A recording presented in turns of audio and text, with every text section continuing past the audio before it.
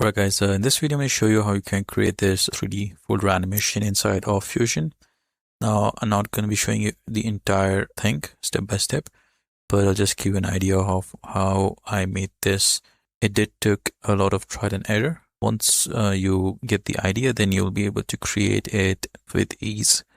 So let's get started. I'm going to start off by creating a folder. So I can just use a background order and just mask it out like so, and just increase the corner radius a bit. And then in the background, I can just pick any color for this. Let's go with this one. And we will straight away take this into image plane 3D. And we will also need to create the back of our folder. So I'll just copy this entire thing, paste it down below. So make sure the mask is also copied properly. If you take a look at this second background, we will just sort of make it darker so that it is going to resemble the background or the back side of our folder. So then we will, after the image plane 3D, add in a transform 3D. And with this transform 3D, I can just simply, let's go to the front view over here and just zoom into this. And I'll just go to the pivot over here and change the Y pivot and make sure that it is touching the bottom edge over here. And now if you do any rotations, it will just take place from that pivot position. Right? And then what we're going to do is we will add in a Blender 3D.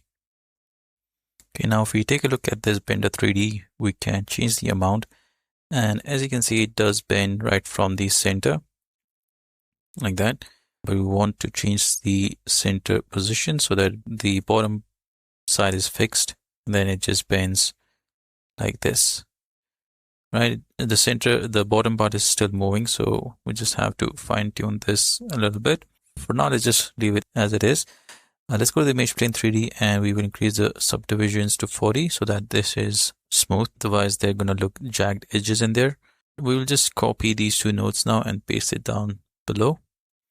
And since this is the back side of the folder, I don't think we need the Blender 3D, but you can definitely keep it there and do a subtle animation on this as well.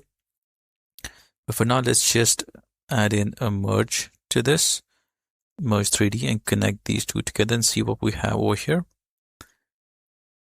Right, so both of them are looking same, exactly the same. It's because they have the same values. So if I just change the amount on the Blender 3D, and it's gonna, look something like this. So this is our folder.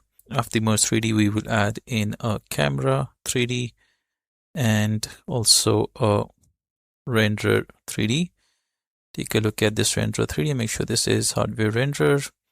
That's a bit faster. And in the camera, we will go to transform and push it back in the Z space. So we kind of want it's better if we just use the merge 3D to see this. So what we want to do is we want to move the camera in such a way that it's facing the brighter side of our folder, this side. So what we can do is that the camera 3D will use this option, use target. And now if I change the camera, it's going to continuously focus on this target. It just makes it easier to move things around. So I'll just zoom back out like this and I can, change it in any direction like this. And for the animation, what I did was I animated the amount using anim curves. Right click, modify with anim curve, and it will look weird. Don't worry, we'll just fix this. We set the source to duration, curve to easing, and set the out curve to elastic. Then we can change the scale amount. So let's do that. And now if you play this, if you don't change any other settings, let's just set the scale to 1 over here. So this is what we will have. And it did rotate again. Change the scale in the opposite direction. Something like this. So if I do like negative 0.5, this is what we will have. Okay, now if you see these overlapping over here, the easiest way to fix this is by in the anim curves over here, you can change the offset slightly and, bring it something like this to fix it. Otherwise, you can also change the image plane position in the transform over here. Great. So that's how easy it is to create this. In between, you can add anything that you want. I added these empty image plane models or shapes, whatever you want to call this. And then you can just scale it down and make sure it's like this. And if you want to, you can also uncheck the scaling over here, the proportional scaling, and you can just independently change the X, Y, and Z position.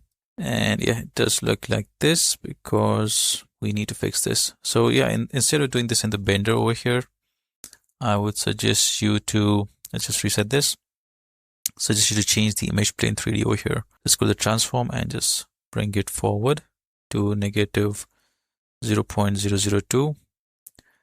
So our other image plane 3D will be at 0, and then this image plane will be in between, which is negative 0.001. So now there we have it.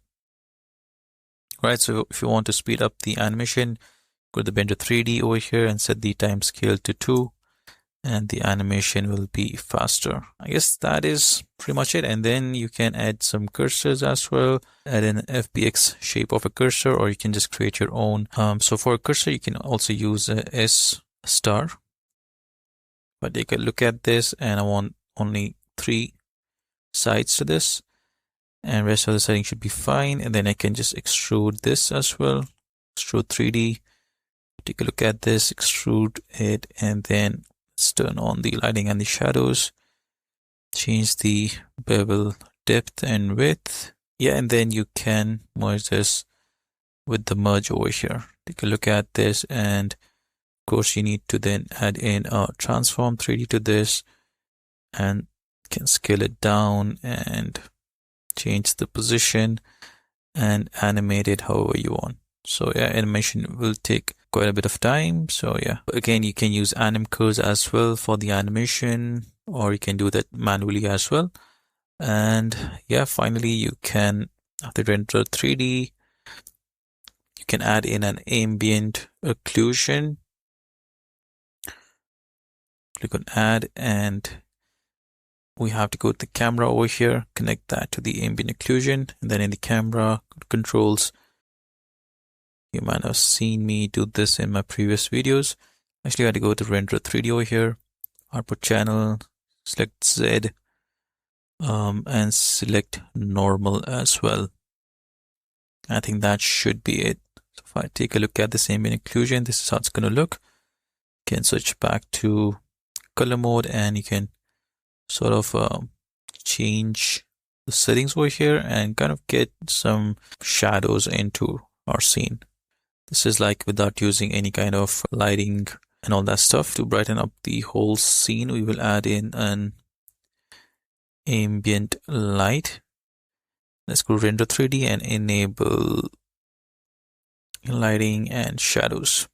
Let's add in an ambient light to the merge 3D, and you can just increase the intensity. You can go more than 2 as well. So I'll just leave that to 1, and you can change the tone of the light as well. But yeah, that's almost, we're done. Let's go to media pool, and I have this background over here. Let's use that. And if I control T, make sure it's in the background, and this image is quite big, so I have to use a crop tool to crop it, and click on this keep centered option. So yep, there you go. You have this cool animation.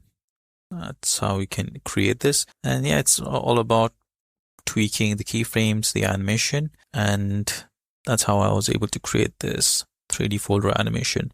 I hope this video was helpful. I hope it will help you in your upcoming projects. Thank you so much for watching. I'll see you guys in the next one.